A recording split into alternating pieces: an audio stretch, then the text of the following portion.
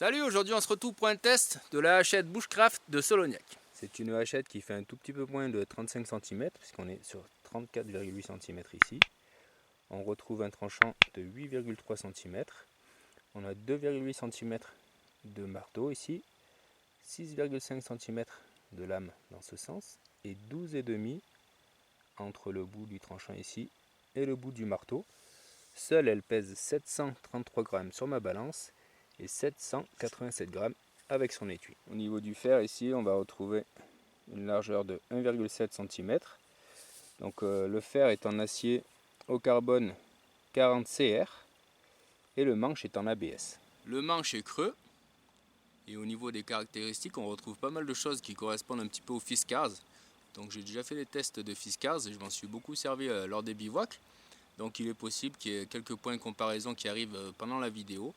Et autre point, on va avoir ici le fer qui est donc pris directement dans le manche.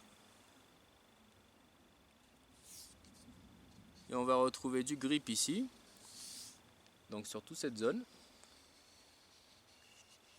Et un manche qui a un profil assez fin. Comparé à une Fiskars X7 qui est un petit peu dans le même gabarit, on va avoir quelques différences. Donc la première, lorsqu'on vient la prendre en main, c'est que le manche n'a pas du tout la même forme. Donc moi j'étais habitué à la forme des Fiskars qui est un petit peu plus rond, qui est ovale aussi mais un petit peu plus arrondi, un peu plus galbé on pourrait dire, donc il va un peu plus remplir la main.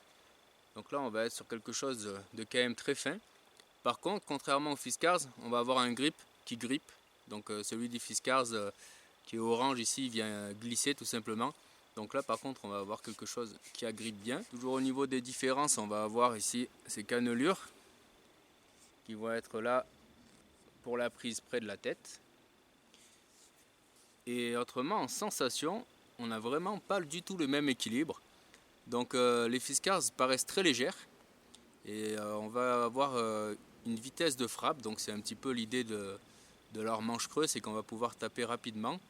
Et du coup lorsqu'on va aller vite, finalement il va avoir un maximum d'impact.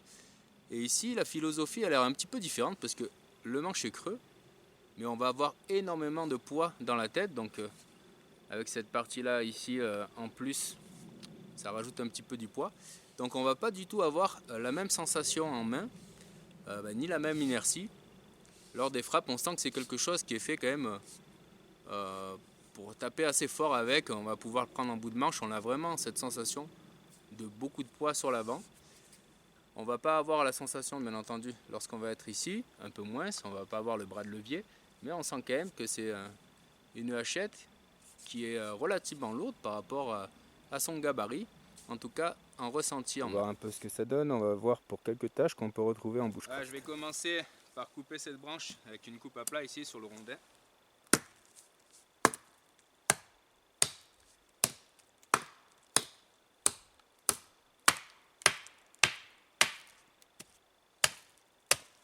Aucun souci, on ressent quand même pas mal de vibrations dans le manche, donc c'est peut-être dû à sa forme. Donc je vais mettre la branche droite et venir la débiter avec une coupe de couteau de camp. Je vais me prendre le manche un petit peu au-dessus du grip. Je viens travailler à peu près à 45 degrés ici pour passer à travers. Pas de souci pour ce genre de coupe. Ça marche vraiment. Je vais me rapprocher un petit peu, à peu près en milieu de manche ici, un petit peu au-dessus, au niveau du grip, pour venir faire une pointe. Donc comme on l'a vu dans l'introduction, on va avoir une grosse force de frappe ici. On sent vraiment que lorsqu'on lance la hache, elle va très volontiers vers le travail. Donc pas de souci pour venir se faire ce genre de piqué. Au niveau du tranchant, c'est suffisant pour ce genre de tâche, il n'y a pas de souci. Donc on pourra se constituer des pointes facilement. On va prendre un petit peu plus proche, voir ce que ça donne. Je vais me prendre juste en dessus du fer ici.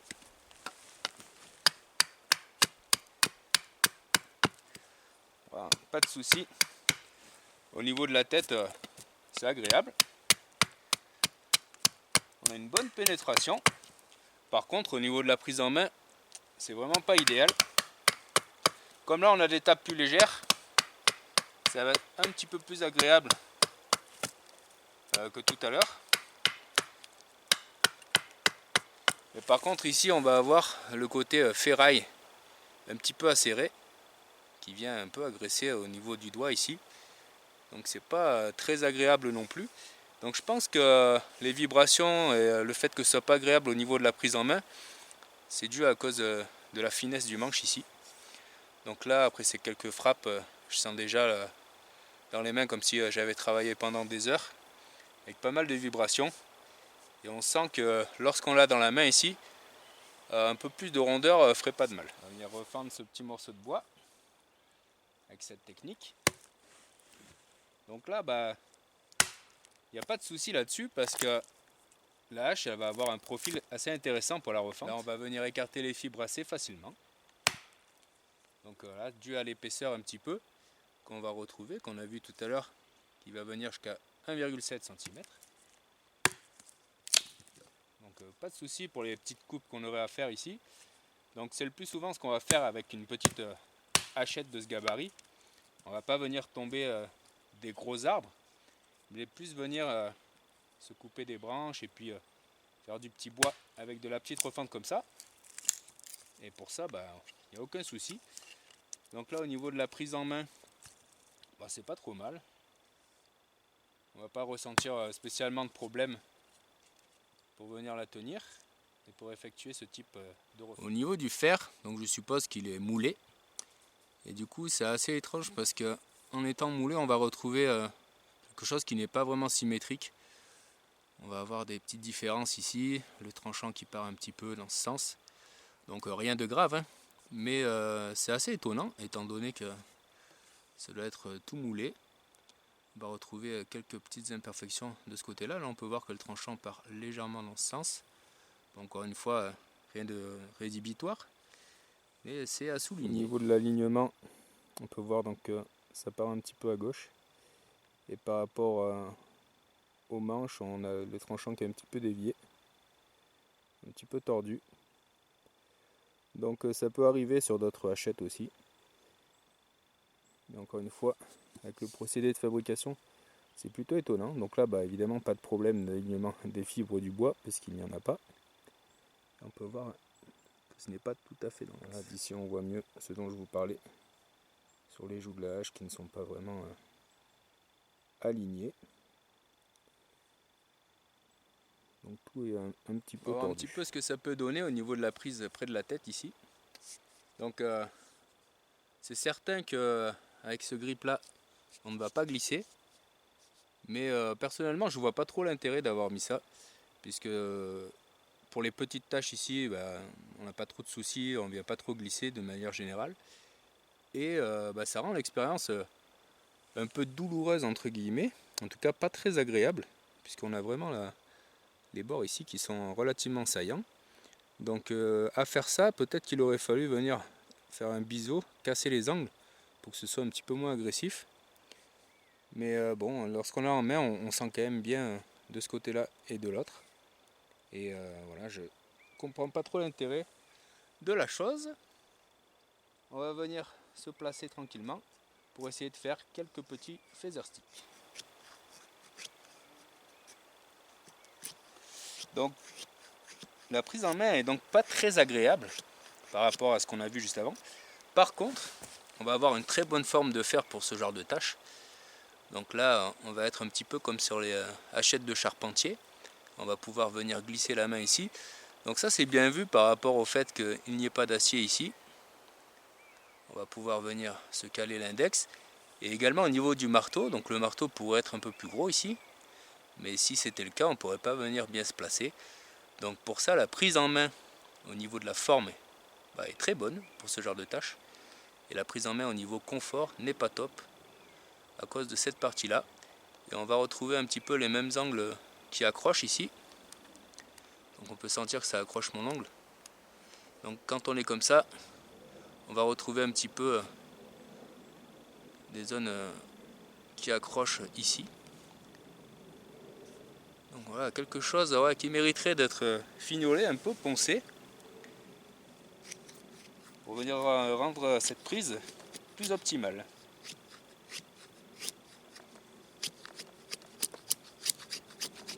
Voilà, je sens par exemple, là, on voit là, toute cette zone là.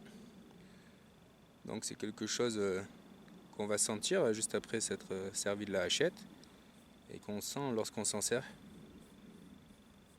Donc toute cette zone là, pour faire le petit travail qu'on a vu juste avant, en fait le doigt vient tomber ici. Donc je vais sentir tout ce qui touche la hachette. Et ensuite on va avoir le contact ici et le contact ici avec cette partie là. Au niveau de cette prise toujours, parce que ça va être un des intérêts de la forme de cette tête, on va pouvoir s'en servir un petit peu comme un couteau. Donc ça marche pas mal. On va avoir un tranchant qui est assez bon quand même. Ça pourra venir dépanner. Bien que on va être plus à l'aise pour venir faire ce genre de tâche en venant taper, en s'en servant de hachette, plutôt qu'avec un couteau. Donc avec un couteau, ça sera beaucoup plus facile, beaucoup plus agréable, beaucoup plus simple de venir couper. Mais en tout cas, il y a la possibilité de venir s'en servir de cette façon.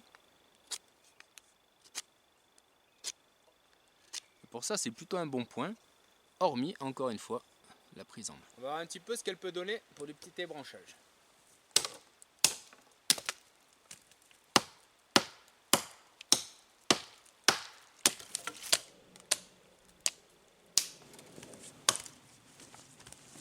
Bon, aucun souci pour ça, le tranchant n'a pas souffert.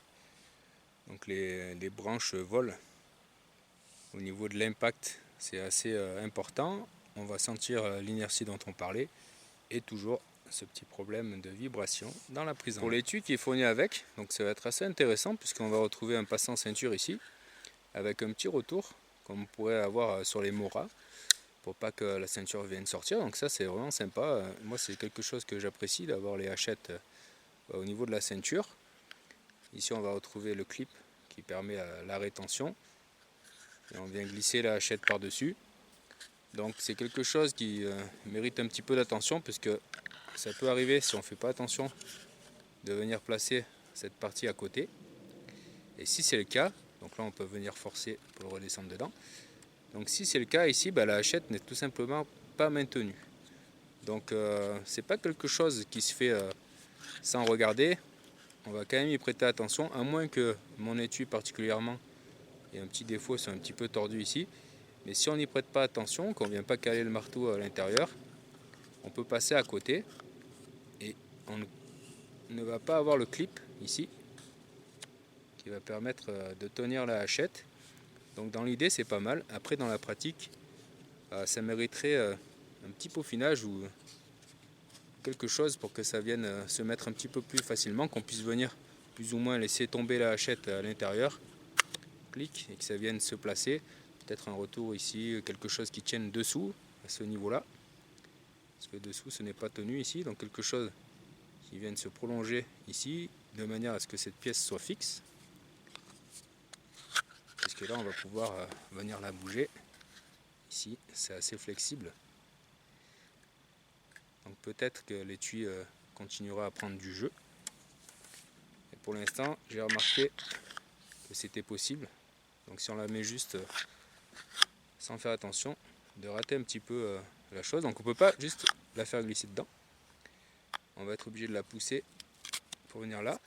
Donc là c'est dû aussi au fait qu'il y ait ce clip, donc le clip qui va retenir, parce que lorsqu'on va venir placer la hachette dedans, ça va pousser sur le clip, donc ça va finalement faire partir cette partie vers l'arrière. Donc en gros il faut qu'on contre le clip ici, qu'on pousse pour venir la placer, et une fois qu'elle y est, comme on peut le voir, si on vient forcer, ça peut sortir.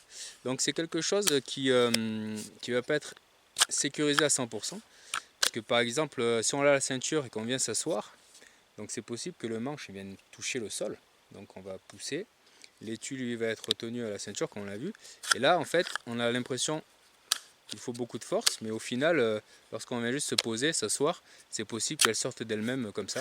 Donc là j'appuie pas sur le clip, je tords pas, je fais juste une pression vers le bas et ça vient sortir. Donc voilà, une bonne idée. un étui à porter à la ceinture qui est quelque chose que j'apprécie beaucoup, à peaufiner un petit peu peut-être pour une version 2 éventuelle. Pas tout le monde porte la hachette à la ceinture, il y a beaucoup qui n'aiment pas avoir cette partie sur la jambe, mais le problème qu'on vient de voir peut être exactement le même dans un sac à dos. Donc on vient placer les affaires, bourrer un peu dedans, et ça va finir par sortir et abîmer les affaires. Et si on le porte sur le côté du sac, ça peut aussi arriver. Donc bon, c'est pas quelque chose qui arrive à chaque fois, hein. La plupart du temps ça tient, mais ça peut arriver. Voilà ce que ça donne à la ceinture. Donc moi je suis droitier, mais je porte ma hachette à gauche tout simplement parce que j'ai mon couteau de l'autre côté, à portée de main ici. Donc ça va pas être désagréable au niveau du transport. Ça tient bien, comme on l'a vu ici, le clip en lui-même sur la ceinture va bien tenir avec le retour. On a vu qu'il pouvait y avoir un petit souci donc ici. Donc encore une fois, bon là, j'arrive pas à me remettre à l'intérieur comme je vous disais. Voilà. Donc là, je viens juste pousser vers le haut, donc je touche pas au clip et la hachette sort. Donc quelque chose qu'il faut faire attention. Et là, comme on peut le voir, donc c'est la deuxième fois que je donne l'exemple et on a vu que le marteau était passé à côté. Donc il va falloir faire attention pour venir bien la caler jusqu'à ce qu'on ait le clip. Donc pour les petits mouvements, lorsqu'on vient marcher, se déplacer, etc., qu'il n'y a pas de pression ici, la hachette tient bien, il n'y a pas de risque de la perdre. C'est plus lorsqu'on vient s'asseoir ou quelque chose comme ça, ou si on descend et qu'on vient à glisser, et qu'en glissant, hop, on heurte au rocher, c'est possible que ça sorte, et là ça pourrait être quand même bien dangereux. Sinon voilà ce que ça donne. Donc ça m'arrive un petit peu au-dessus du genou. Moi je fais 1m72 pour donner une ordre d'idée. Voilà ce que ça fait. Donc c'est pas du tout désagréable au niveau du port et on ressent pas tellement le poids. En tout cas moi c'est pas quelque chose qui me gêne. Donc j'ai l'habitude d'avoir toujours le couteau et souvent la hachette à la ceinture. Donc pour moi pas de souci de ce côté là. Et encore une fois, malgré les défauts qu'on y a vus, c'est bien pratique de pouvoir la porter à la ceinture. Voir un petit peu ce que ça peut donner sur de la refente par dessus. Donc là c'est un morceau de feuillu que je viens de découper.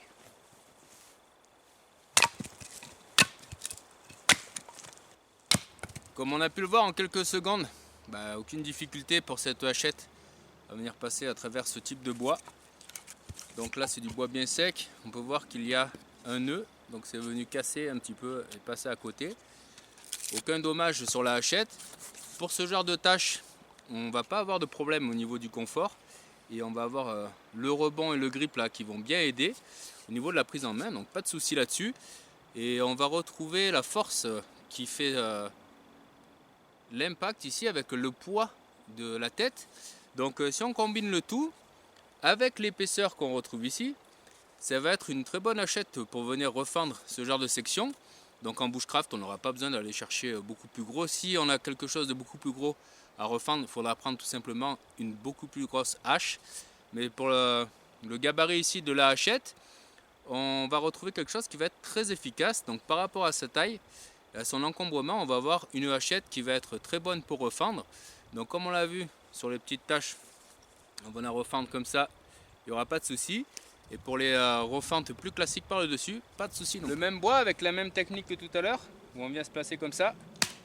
Donc là, pas de souci non plus, on voit que ça va bien écarter. Donc on va pouvoir venir se constituer du petit bois. Donc pour les refentes, que ce soit par en dessus ou de cette façon-là, on rencontre aucun problème avec cette hachette. Je vais venir abattre ce petit arbre mort ici. Au niveau du diamètre, voici ce que ça peut donner comparé au fer. Donc on voit un petit peu ce que ça donne. Je vais venir dégager les petites branchouilles et couper ça.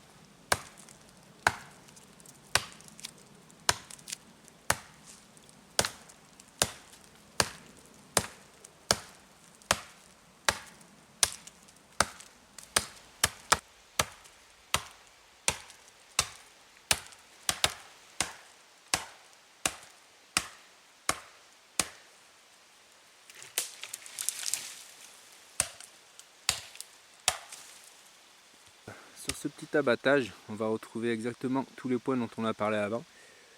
Donc une bonne capacité de coupe une bonne force de frappe, donc on sent vraiment que ça va taper fort. Donc pas de souci au niveau efficacité. Par contre, une nouvelle fois au niveau du confort, donc quelques vibrations, mais surtout pour moi, la forme du manche qui n'est vraiment pas idéale. Donc on ressent pas mal de douleur dans les doigts. Voilà, maintenant que l'arbre est par terre, je vais venir les brancher. Donc là on retrouve l'efficacité dont on a parlé tout à l'heure. Vraiment pas de souci par rapport à ça. Ça va être vraiment bien agréable et bien efficace pour ça.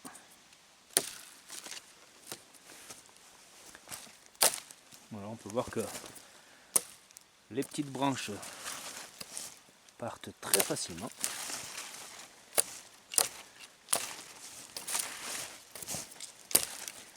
Donc voilà, avec une hachette comme ça, ce sera plutôt ce style de gabarit au niveau des petits arbres, etc. Auquel on pourra,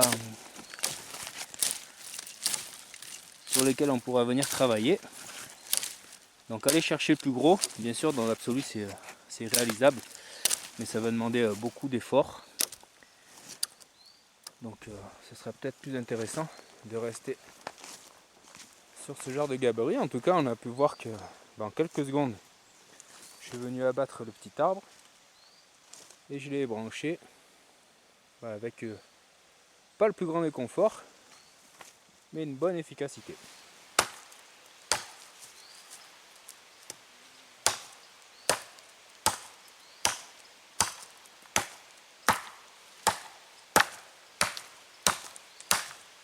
Donc là on retrouve la force de frappe, on sent vraiment qu'il y a de l'impact. Le tranchant qui est plutôt bon, qui vient faire le reste.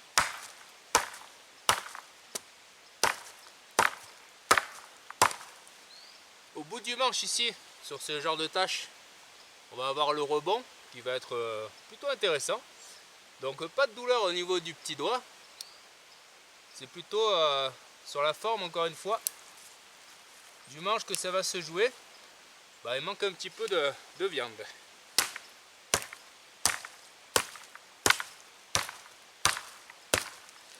En tout cas, on réussit ce genre de tâche.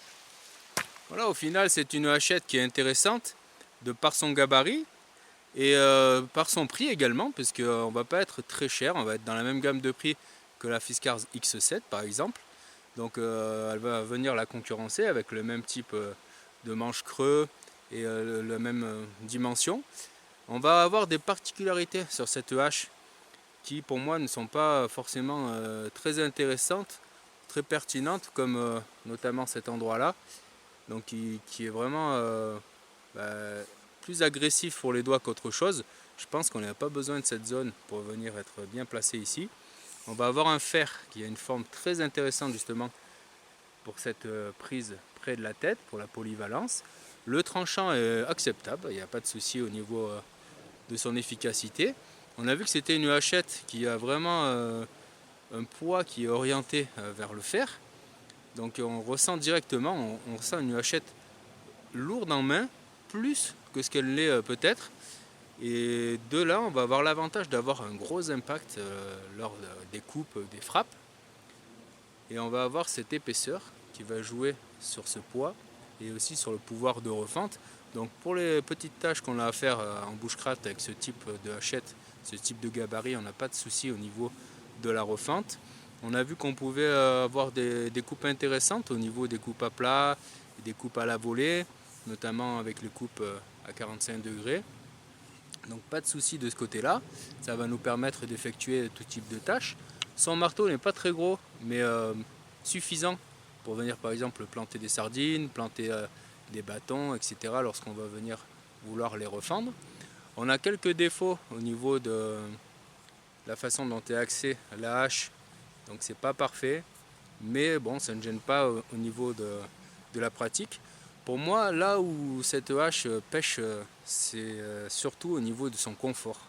Donc j'ai la main qui, je sens que j'ai bossé avec la hache et c'est pas du tout agréable, notamment dans cette zone-là.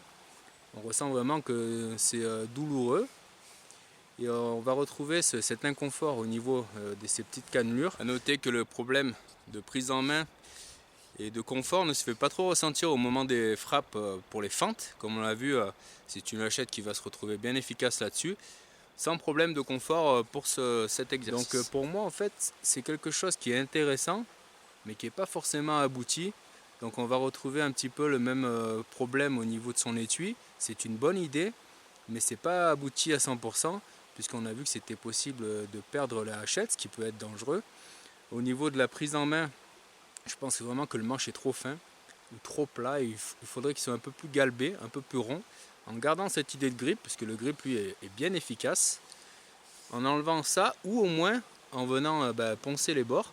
Voilà une hachette qui est intéressante mais qui pour moi mériterait d'avoir une V2. Voilà, en espérant que cette vidéo ait pu vous aider. Merci et à bientôt.